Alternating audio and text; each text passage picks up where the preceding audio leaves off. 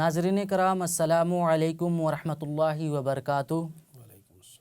آپ دیکھ رہے ہیں ہمارا پروگرام دینی و فقہی مسائل، جس میں آج ہمارے ساتھ حاضر ہیں حضرت علامہ و مولانا مفتی نذر الباری اشرفی صاحب قبلہ، استاذ جامع اشرف۔ آج ہم ان سے زیارت قبور کے بارے میں کچھ معلومات حاصل کریں گے۔ جی مفتی صاحب، آج ہمارا پہلا سوال ہے، زیارت قبور کا ثبوت کہاں سے ہے؟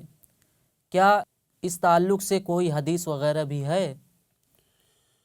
بسم اللہ الرحمن الرحیم، الصلاۃ والسلام علیک یا رسول اللہ، الصلاۃ والسلام علیک یا حبیب اللہ صلی اللہ تعالی علیہ وسلم۔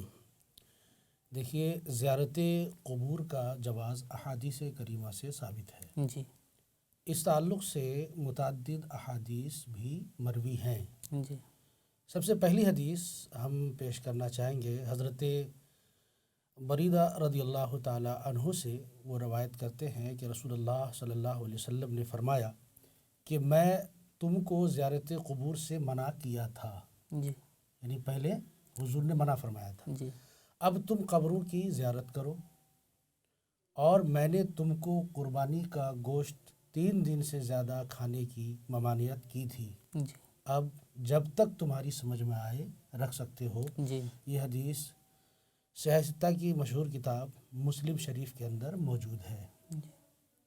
اس کے علاوہ ایک حدیث اور ہے جسے حضرت عبداللہ ابن مسعود رضی اللہ تعالی عنہ سے روایت کی گئی ہے کہ رسول اللہ صلی اللہ علیہ وسلم نے ارشاد فرمایا کہ میں تم کو زیارت قبور سے منع کیا تھا، اب تم قبروں کی زیارت کرو، کیونکہ قبروں کی زیارت سے جی، انسان دنیا سے بے رغبت ہوتا ہے۔ جی، قبروں کی زیارت دنیا سے بے رغبتی کا سبب ہے اور آخرت کی یاد دلاتی ہے۔ جی، اس حدیث کو ابن ماجہ نے نقل فرمایا ہے۔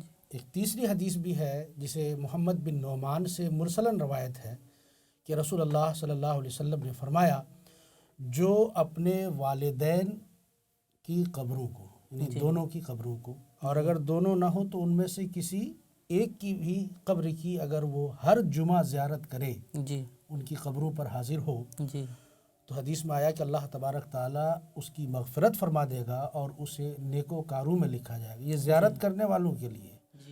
اور ظاہر سی بات ہے کہ اب جس قبر پر وہ پہنچ رہا ہے، جس میت کے لیے وہ دعا استغفار کر رہا ہے، تو اللہ تبارک تعالیٰ اس میت کی بھی مغفرت فرمائے گا۔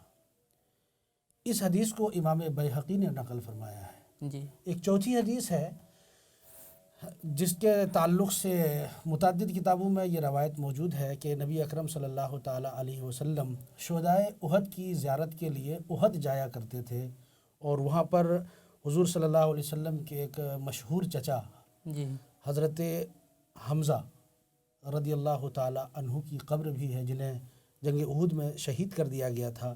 آپ صلی اللہ تعالی وسلم، روایتوں میں آتا ہے کہ آپ ہر سال جی، قبر کی زیارت کے لیے احد تشریف لے جایا کرتے تھے۔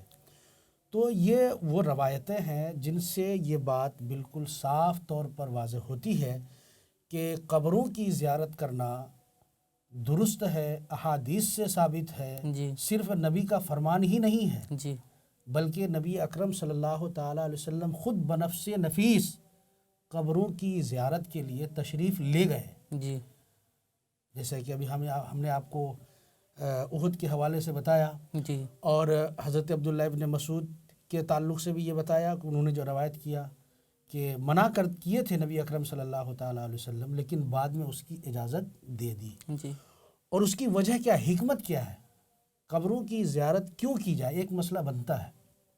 لیکن اس تعلق سے حدیث کے اندر ہی اس کی طرف جو ہے نا اشارہ کیا گیا کہ انسان جب قبر کی زیارت کرے گا تو اللہ تبارک تعالیٰ اس کے دل میں وہ آخرت کی یاد پیدا فرما دے گا، اور وہ انسان جب آخرت کی یاد میں مشغول ہو جائے گا تو پھر وہ دنیا سے تھوڑا سا اپنے آپ کو بچائے گا۔ دنیا سے بچانے کا مطلب یعنی دنیا کی محبت اس کے دل سے نکلتی جائے گی اور وہ آخرت کی طرف زیادہ توجہ کرے گا۔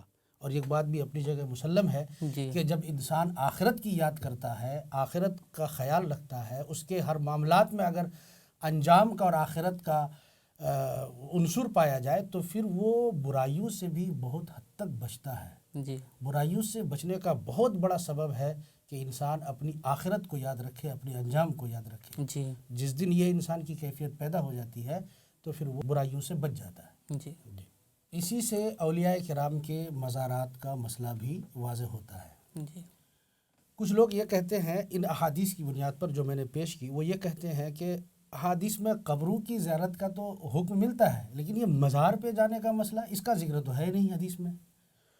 تو ہم ان سے یہ کہیں گے، وہ لوگ چونکہ ہماری بھولی بھالی عوام کو اس طرح سے دھوکہ دینے کی کوشش کرتے ہیں، حقیقت میں یہ ہے کہ یہ لفظ کا ہیر پھیر ہے، کیونکہ قبر اور مزار دونوں ایک ہی چیز ہے.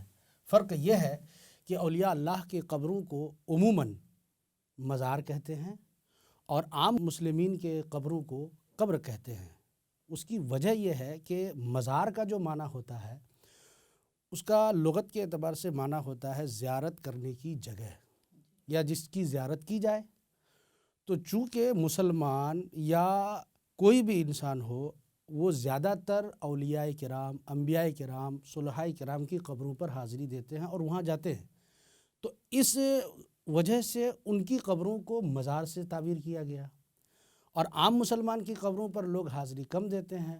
عام مسلمان کی قبروں پر عموماً رشتہ دار، خاندان کے لوگ ہی جاتے ہیں، تو اس وجہ سے ان کی قبروں کو قبر کہا گیا. ورنہ حقیقت یہ ہے کہ مزار اور قبر دونوں ایک ہی چیز ہے. تو جب قبر کا جواز حدیث سے ثابت ہے تو پھر اسی حدیث سے، انہی نصوص سے، احادیث کریمہ سے مزار کا جواز بھی ثابت ہے. جی